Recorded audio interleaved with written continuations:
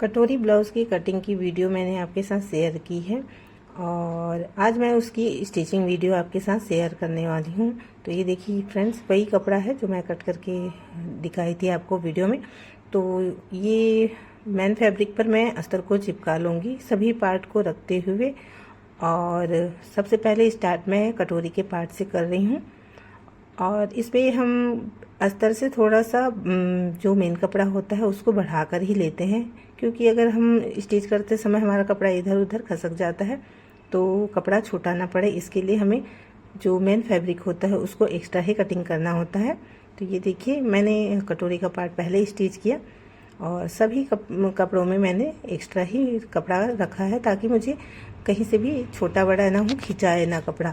कई कपड़े क्या होते हैं सुई से भी खींचे जाते हैं, खींचने वाला कपड़ा होता है, इसलिए मैं एक्स्ट्रा ही ली हूँ। और अगर कपड़ा छोटा हो, जो मेन फैब्रिक रहता है वो अगर छोटा हो तब हम थोड़ा फिक्स में कटिंग कर सकते हैं, लेकिन कपड़ा अगर पर्याप्त हो तो हमें थोड़ा बढ़ाकर ही कटिंग करना चाहिए।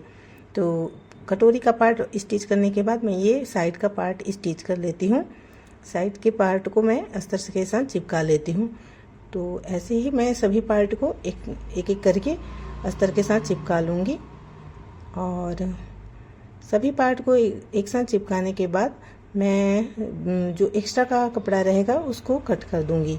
एक्स्ट्रा कपड़ा फिनिशिंग के साथ कट करके जब स्टिच करते हैं तो तभी ठीक रहता है। अगर पूरा स्टिच कर लेंगी तो उसके बाद कट करते नहीं बनता, इसलिए सभी पार्ट को स्टिच करने के बाद जो एक्स्ट्रा कपड़ा रहता है वो सभी को हमें कट करके निकाल लेना होता है। तो ये देखिए साइड का भी पार्ट मैंने स्टिच कर लिया। अब मैं क्या करूँगी, बैक साइड का पार्ट स्टिच करूँगी। नीचे जो क्रॉस की पट्टी है उसको मैं बाद में स्टिच करूँगी। उसको मैं जब जो कटोरी का पार्ट है और साइड का पार्ट है स्टिच करूँगी तो लास्ट में उसको पलटा के करूँगी। तो ये देखिए बैक साइड का पार्ट मैं स्टिच कर रही हूँ, इसको भी अस्तर से चिपका लेती हूँ। तो ये देखिए इस तरीके से आप हल्के हाथों से चिपकाते जाइए। और मैं जो चिपकाने का काम है वो जितने टाके पर मैं स्टिच करती हूँ ब्लाउज़ वहीं पर ही उतने में ही मैं चिपकाने का भी काम करती हूँ। कई लोग क्या करते हैं कच्चा कर देते हैं, बड़े टाके पर सिलाई चला देते हैं। इससे हमारे कपड़े में क्या होता है, झोल आ जाता है, क्योंकि वो खींचा खींचा सा रहता है एक तरफ से धागा, उससे हमारे कपड़े पर फिनिशिंग नहीं आती। तो ये देखिए मैंने सभी पार्ट जो कपड़े मैंने स्टिच कर लिए हैं मैन फैब्रिक के साथ जोड़ लिए हैं उसको एक्स्ट्रा पार्ट को मैं कटिंग कर दूंगी। ये देखिए ये फिनिशिंग के साथ कटिंग हो जाता है। सभी पार्ट को एक्स्ट्रा जो कपड़े हैं वो कट करके निकाल दूंगी। तो ये देखिए इससे हमारा ब्लाउज़ फिनिशिंग के साथ बहुत अच्छे से बन पाता है और कपड़ा इधर उधर से खींचता नहीं। तो मैं तो ऐसे ही करती हूँ कि छोटे टाके पर ही मैं कपड़े को चिपकाती हूँ और कच्चा कर देने से क्या होता है, कपड़ा खींचा खींचा सा दिखता है और जब वो स्टिच करोगे तो वो बराबर से नहीं बैठता, इसलिए मैं छोटे टाके पर ही उसको कच्चा कर लेती हूँ। तो ये देखिए बैक साइड का पार्ट भी मैं कटिंग करके ले लेती हूँ और बैक साइड से जो हमें प्लेट्स देने हैं वो भी मैं दे दूँगी। बैक साइड से अगर हम प्लेट्स देते हैं तो हमारा कपड़ा साइड से क्या होता है, उठ जाता है, और अगर हम उसको बराबर करके कटिंग नहीं करेंगे तो जो ब्लाउज़ का जो फिटिंग है वो किनारे से वो नीचे झुका हुआ रहता है, वो अच्छा नहीं लगता। तो ये देखिए इस तरीके से आप अगर प्लेट्स देते हैं तो नीचे साइड से ब्लाउज़ झुक जाता है। तो हमें जो पट्टी लगानी है उसके पहले हमें ब्लाउज़ को देख लेना है, बराबर से इसको स्टिच करके कटिंग करके निकाल देना है एक्स्ट्रा का कपड़ा। इससे क्या है, हमारा बैक साइड बराबर से रहेगा। और पीछे की जो बॉर्डर है वो मैं अटैच कर दूंगी प्लेट्स लगाने के बाद। तो ये देखिए मैंने ऊपर साइड से ही बस प्लेट्स को अटैच किया है, नीचे की साइड मुझे पट्टी लगानी है। तो ये देखिए 2 इंच की पट्टी मैं कटिंग कर ली और नीचे से मैं इसको तुरपाई की पट्टी स्टिच कर देती हूँ। मैं अक्सर हर ब्लाउज़ में मैं तुरपाई की पट्टी स्टिच कर ही देती हूँ, क्योंकि पलटाने से ब्लाउज़ में उतनी फिनिशिंग नहीं आती। तो ये देखिए अब मैं कटोरी के पार्ट को साइड के पार्ट के साथ स्टिच कर लेती हूँ। एक्स्ट्रा जो भी साइड के पार्ट में जो कपड़ा बचता है उसको कट करके निकाल देना चाहिए। ये देखिए 1 इंच 2 पॉइंट का मैंने टक्स के लिए लिया था उसको मैंने दबाते हुए ले लिया। अब देखिए नीचे से क्रॉस पट्टी को मैं इस तरह से अटैच कर लूँगी, अस्तर को नीचे की साइड और मेन फैब्रिक है उसको ऊपर साइड रखते हुए इस तरीके से हम कर देते हैं। तो हमारा जो सिलाई का मार्जिन है वो दिखता नहीं है, जो अंदर चले जाता है वो बहुत ही अच्छे से फिनिशिंग से आ जाता है। तो इस तरीके से मैं ब्लाउज़ की जो रेडी लंबाई है उस पर निशान लगा लूँगी और नीचे तुरपाई की पट्टी को अटैच कर दूँगी। ब्लाउज़ की लंबाई 12.5 इंच की थी, तो मैंने ऊपर से थोड़ा सा सिलाई मार्जिन छोड़ते हुए ही स्टिच किया है। अब मैं इस पर आई हुक की पट्टी अटैच कर लूँगी। एक साइड आई हुक की पट्टी, अब मैं अपने जो स्टिच कर रही हूँ उसके मैंने लेफ्ट साइड आई की पट्टी स्टिच लगा ली है। कई लोग जो लेफ्ट साइड रहता है हुक की पट्टी भी लगाते हैं और कई लोग आई की पट्टी लगाते हैं, सबका अलग अलग रहता है। तो ये देखिए इस तरीके से मैंने आई हुक की पट्टी अटैच कर ली। अब बैक साइड का जो पार्ट है उसको शोल्डर के साथ मैं जोड़ के ले लूँगी, दोनों पार्ट को, सामने और पीछे का पार्ट। इस तरीके से शोल्डर से मैंने डबल सिलाई करके स्टिच कर लिया। अब मैं इसको बराबर से शोल्डर के साइड से बराबर कर लूँगी। यहाँ से जो एक्स्ट्रा कपड़ा रहता है वही हमें आस्तीन की तरफ खिंचाव देता है।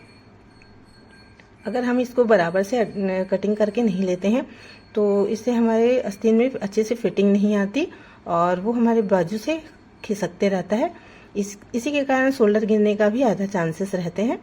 तो दोनों साइड से मैंने बराबर कर लिए, शोल्डर के साइड भी और आर्म होल की साइड भी। तो ये देखिए अब मैं ये पार्ट हो जाने के बाद मैं जो स्लीव का है वो स्टिच कर लूँगी। स्लीव मेरा पफ स्लीव में है, तो इसके लिए मैं जो कपड़ा ली हूँ उसको मैं चुन्नट दे के जो अस्तर है उसके साथ चिपका करके चुन्नट दे दूँगी। तो ये देखिए अस्तर और मेन फैब्रिक को मैं सबसे पहले स्टिच कर लेती हूँ। ये शॉर्ट स्लीव भी है और चुन्नट वाला था पफ स्लीव में। तो ये देखिए मैं मेन फैब्रिक के साथ उल्टी साइड रख के मेन फैब्रिक को उसी के ऊपर चिपका लूँगी। उल्टे के साइड ही मैंने चिपकाया है मेन फैब्रिक में अस्तर को, क्योंकि मुझे नीचे की तरफ बॉर्डर को अटैच करना है, तो इसमें पलटाने की ज़रूरत नहीं पड़ेगी।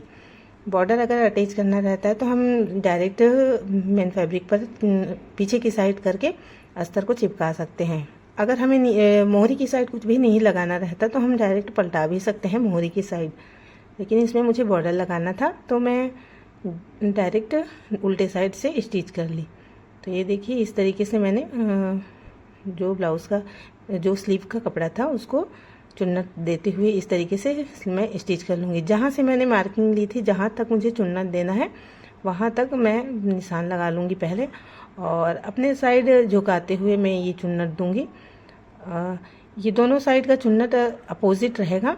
जैसे इस साइड मोहरी की साइड को अपने तरफ झुकाव देते हुए मैंने चुन्नट लगाया है, सेम इसको पलटा के आर्म होल की साइड भी मैं उस तरीके से चुन्नट दे दूंगी। तो ये अपोजिट साइड रहता है, इससे पफ अच्छे से दिखता है और जो चुन्नट रहता है वो उभर के आता है।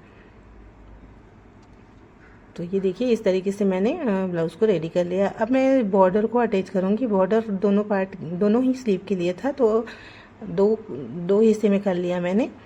अब ये देखिए जो स्लीव में जो बॉर्डर चिपकाना है, नीचे तरफ अस्तर करते हुए ऊपर तरफ बॉर्डर को करते हुए मेन जो स्लीव का चुन्नट वाला पार्ट है उसको बीच में करते हुए मैंने ये लगा लिया। ये देखिए इस तरीके से मेरा दोनों ही स्लीव बन के रेडी हो गया। इसको मैं अब एक साइड से थोड़ा सा गहराई देते हुए मैं ब्लाउज़ के कपड़े पर लगा लूँगी। तो ये देखिए मेन फैब्रिक को मैंने ले आया। अब इसके मैं बीच जो जोड़ रहता है हमारा, दोनों पार्ट जो जोड़े रहता है वहीं से मैं स्लीव को जोड़ना स्टार्ट करती हूँ। इससे क्या है, ब्लाउज़ छोटा या बड़ा नहीं होता, बढ़िया से फिटिंग होता है। अब ये देखिए दो ब्लाउज़ को भी मैंने बराबर से मिला लिया। अब बीच से इसको स्टिच करना स्टार्ट करूँगी। तो इस तरीके से बीच से मैं स्टार्ट करती हूँ। पहले हमें स्लीव को और मेन फैब्रिक को देख लेना होता है, जहाँ से हमारा बीच से मिल रहा है वहीं से हमें स्टार्ट करना होता है। तो ये देखिए मैंने बीच से स्टिच करना शुरू किया। एक तरफ को स्टिच करने के बाद अब दूसरी तरफ इस तरीके से पलटा के आप स्टिच कर लीजिए। इससे क्या है, जो स्लीव का पार्ट रहता है वो हमारे ब्लाउज पे छोटा या बड़ा नहीं होता, परफेक्ट तरीके से बैठ जाता है। तो दोनों तरफ से इस तरीके से मैंने स्टिच करके एक बार शुरू से आखिरी तक फिर से सिलाई चला दी। इससे हमारा जो सिलाई है वो पक्का हो जाता है। ये देखिए इस तरीके से मैं जोड़ लेती हूँ। तो ये देखिए फ्रेंड्स, अब मैं क्या करूँगी, इस पे साइड से मैं फिटिंग लगाऊंगी। दोनों तरफ की स्लीव मैंने जोड़ के रख लिया। उसके बाद मैं साइड से मैं इसको फिटिंग की सिलाई लगाऊंगी। इस तरीके से मैं दोनों स्लीव को स्टिच कर ली। अब मैं साइड से सीधे तरफ से मैंने एक बार स्टिच कर लिया। इससे क्या है, जो भी कपड़ा जो एक्स्ट्रा का रहता है वो अंदर चले जाता है, ऐसे ब्लाउज में फिनिशिंग आती है। तो मैं ऐसा ही करती हूँ, पहले सीधे की तरफ से स्टिच लगा लेती हूँ, दोनों पार्ट को बढ़िया से जोड़ लेती हूँ। उसके बाद उल्टे साइड से फिटिंग की सिलाई लगाती हूँ। तो सबसे पहले मैं जहाँ से मेरा कमर का निशान है, फिटिंग का निशान, वहाँ से मैं स्टार्ट कर रही हूँ। और निशान हमें पहले ही लगा लेना चाहिए। सभी पार्ट को हमें एक एक करके निशान लगाना चाहिए। जैसे कमर से स्टार्ट करके कमर में पहले निशान लगाना चाहिए, फिर चेस्ट की तरफ, फिर आर्म होल की तरफ, उसके बाद मोहरी की तरफ। सभी पार्ट पे हम अच्छे से निशान लगा के चौक से रख लेंगे तो हमारा फिटिंग बराबर से बैठता है, कहीं से छोटा या बड़ा नहीं होता। कई बार क्या होता है, हम बराबर से फिटिंग का निशान लगाया भी नहीं, ऐसे ही डायरेक्ट स्टिच कर देते हैं, तो कहीं से छोटा या बड़ा हो जाता है। कभी आर्म होल की तरफ ढीला हो रहा है तो कभी स्लीव में। इस तरीके से सभी तरफ से आप अगर मार्किंग कर लेते हैं तो बराबर से वो स्टिच हो जाता है और फिटिंग की सिलाई बराबर से लगती है। तो ये देखिए, दोनों ही पार्ट को मैं बराबर मिला के देख लेती हूँ। स्लीव की मोहरी को जहाँ से बराबर से आएगा वहीं पर मैं निशान में स्टिच कर लूँगी। तो ये देखिए, ये दोनों ही पार्ट मैंने दोनों तरफ से स्टिच कर लिए। एक तरफ, दूसरी साइड भी मैंने सीधे तरफ से पहले स्टिच किया था। अब इसको पलटा के मैं उल्टे साइड से स्टिच कर लूँगी। इस तरीके से ये देखिए, ब्लाउज़ बहुत ही सुंदर फिनिशिंग से बनता है और जो एक्स्ट्रा कपड़ा रहता है वो अंदर चले जाता है सिलाई मार्जिन में, और इससे ब्लाउज़ अंदर से चुभता भी नहीं है। जब हम ऐसे जो रफ कपड़ा रहता है उसको डायरेक्ट ऐसे सिल लेते हैं तो वो पहनने के बाद चुभते रहता है हमारे बॉडी पर। तो ऐसे ही करना चाहिए, अंदर उसको अंडरग्राउंड कर देना चाहिए। तो इस तरीके से ये ब्लाउज़ बन गया है। अब इसमें मुझे पाइपिंग लगानी है और जो बचे हुए कपड़े हैं उससे मैं बहुत सुंदर सा टसल्स बनाऊंगी। तो आप आगे वीडियो में बने रहिए। इस पे जितने कपड़े बचे हुए हैं उसका मैं टसल्स बना के लगा दूंगी।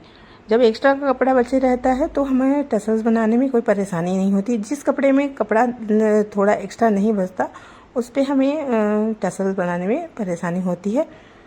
तो ये देखिए, इस पर मैं जो ब्लाउज़ में जो कपड़े से बॉर्डर पे जो कपड़ा है उससे मैच करता हुआ मैं पाइपिंग का कपड़ा लगाऊंगी।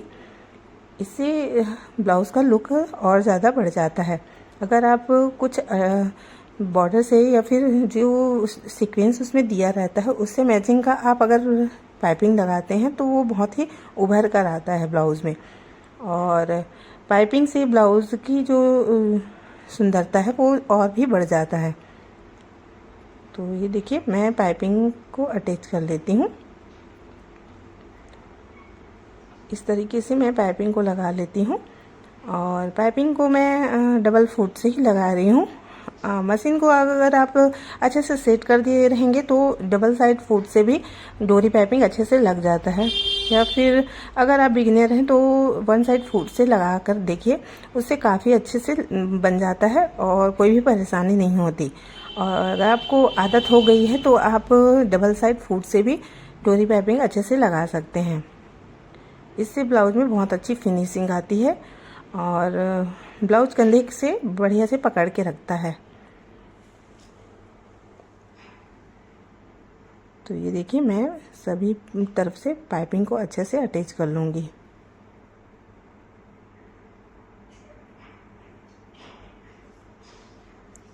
ये देखिए, इस तरीके से मैं सब तरफ से धीरे धीरे करते हुए पाइपिंग को लगा लूँगी। कहीं से खींचना नहीं रहता, शोल्डर के पास ही थोड़ा सा हमें खींचना रहता है बस। बाकी हमें लूज़ तरीके से ही लगाना होगा क्योंकि डबल साइड फुट से ही लगा रही हूँ। इससे अच्छे से फिटिंग से बैठ जाता है। तो ये देखिए यहाँ तक मेरा जो पाइपिंग है वो कंप्लीट हो गया। अब मैं इसे उल्टे साइड से पलटा करके स्टिच कर लूँगी।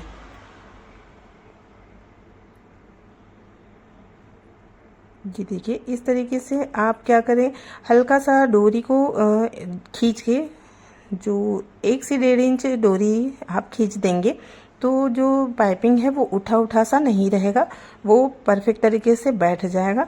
तो दोनों तरफ से मैं 1-1 इंच डोरी को खींच करके उसको कट कर लूँगी। कट करने के बाद वहाँ से पक्का कर दूँगी, नहीं तो डोरी अंदर चले जाता है, उसके बाद जो पाइपिंग है वो नहीं बन पाती। तो ब्लाउज़ जो पाइपिंग है उससे डोरी को 1-1 इंच दोनों साइड से मैं खींच के कट कर लूँगी और वहाँ से उसको स्टिच करके पहले पक्का कर लूँगी, ताकि जो डोरी है वो पाइपिंग के अंदर ना चले जाए, क्योंकि अंदर चले जाएगा तो वो जो ब्लाउज़ में लगा हुआ डोरी है वो अच्छे से नहीं बन पाएगा, जो पाइपिंग है वो कड़क तरीके से नहीं बन पाएगा। और वो हमें शोल्डर से अच्छे से पकड़ के रखना होता है। पाइपिंग का काम ही होता है कि वो ब्लाउज़ को शोल्डर से अच्छे से पकड़ के रखे, इससे कंधे नहीं गिरते और वो फिट से बैठते हैं। तो इस तरीके से मैं उल्टे साइड से स्टिच कर लूँगी। सामने की तरफ थोड़ा सा पलटा करके हम बराबर से, और एक्स्ट्रा का जो कपड़ा रहता है उसको साथ साथ में कटिंग भी कर सकते हैं। जो जब पाइपिंग को जोड़ते हैं तो सिलाई में थोड़ा थोड़ा एक्स्ट्रा कपड़ा रहता है, उसको आप साथ में ही कटिंग कर लीजिए, इससे पाइपिंग पतला और बहुत अच्छा से बनेगा। तो इस तरीके से मैं पीछे की साइड से धीरे धीरे करते हुए इसको पलटते हुए स्टिच करूँगी। पाइपिंग लगाने के समय हमें जल्दबाजी नहीं करनी है, इसको अगर अच्छे से धीरे धीरे लगाएंगे तभी ये अच्छे से बनता है, नहीं तो अगर हड़बड़ी करेंगे तो कपड़ा कहीं से भी दब जाता है और अच्छे से ये फिनिशिंग से नहीं बन पाता। इसलिए हमें इसको थोड़ा धीरे ही लगाना होता है। तो ये देखिए, धीरे धीरे करके मैंने पाइपिंग लगा लिए और पीछे के साइड का भी जो कपड़ा को हमें ध्यान में रखना रहता है कि वो पलट के कहीं सिलाई में दबे ना, इसलिए हमें इसका जो पाइपिंग का काम है वो धीरे में ही करना चाहिए, धीरे धीरे ही लगाना चाहिए। कभी कभी क्या होता है, हम ध्यान नहीं देते हैं और पीछे का कपड़ा दब जाता है, तो वो हमें बाद में फिर खोल के फिर लगाने में बहुत परेशानी होती है और उतनी फिनिशिंग नहीं आ पाती जैसे आना चाहिए। तो इसीलिए धीरे धीरे कपड़े को बराबर करते हुए, ये पलटने के बाद जो पाइपिंग रहता है वो पलटने के बाद धीरे धीरे ही अच्छे से देखते हुए लगाना चाहिए। तो ये देखिए, मेरा पाइपिंग लगने ही वाला है, थोड़ा ही बचा है।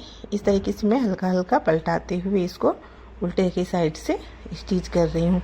आप चाहे तो सीधे की साइड, पहले आप क्या कीजिएगा, पहले आप पाइपिंग को पलटा करके स्टिच कर सकते हैं एक साइड से, उसके बाद सीधे साइड से आप उसको दबा करके सिल सकते हैं। लेकिन इस तरीके से सिलने से, उल्टे साइड से सिलने से ये बहुत ही आसान तरीके से लग जाता है और एक ही सिलाई में हमारा पाइपिंग कंप्लीट हो जाता है। और जब हम पाइपिंग को ही बस पलटाते हैं तो उसमें हमें डबल सिलाई करनी हो जाती है। पहले हम पाइपिंग को पलटाएंगे, उसके बाद उल्टे साइड से या फिर सीधे साइड से करके लगाएंगे, तो उसमें हमें टाइम भी लगेगा और उसमें सिलाई बार बार लगानी होगी। तो ये देखिए, इस तरीके से मैंने पूरे ब्लाउज़ पर पाइपिंग लगा के अटैच कर दी। और बीच में मैंने क्या किया था, जहाँ से मुझे बैक साइड में डोरी लगानी है वो भी मैंने अटैच कर लिया था साथ ही में। इससे क्या है, डोरी भी साथ में ही लग गया। अब उसको पक्का करके हम उस जो नीचे टसल्स लगाने हैं वो, उसके लिए मैं कपड़ा रेडी कर लूँगी। ब्लाउज़ में जो कपड़ा बचे रहता है, अगर हम उस पर अच्छे से बना सकते हैं डोरी, जो टसल्स होते हैं वो अच्छे से बना सकते हैं। तो सभी कस्टमर को टसल्स वाले ब्लाउज़ पसंद नहीं होते हैं, लेकिन कुछ लोगों को ये डोरी चाहिए ही होता है। उनको आदत ही होती है कि वो डोरी वाला ही पहनते हैं, चाहे कंधे उनका गिरे या ना गिरे, उनको आदत ही होता है, उनको अच्छा ही लगता है। तो इसी तरीके से इनको हर ब्लाउज़ में डोरी इनको पसंद है, इसलिए मैंने सभी उनके ब्लाउज़ में डोरी ज़रूर लगाए हैं। तो ये देखिए, जितने कपड़े बचे हुए हैं उसको मैंने कट करके ले लिए और इस तरीके से हाफ सर्कल में इसको स्टिच कर लिए, कटिंग कर लिया।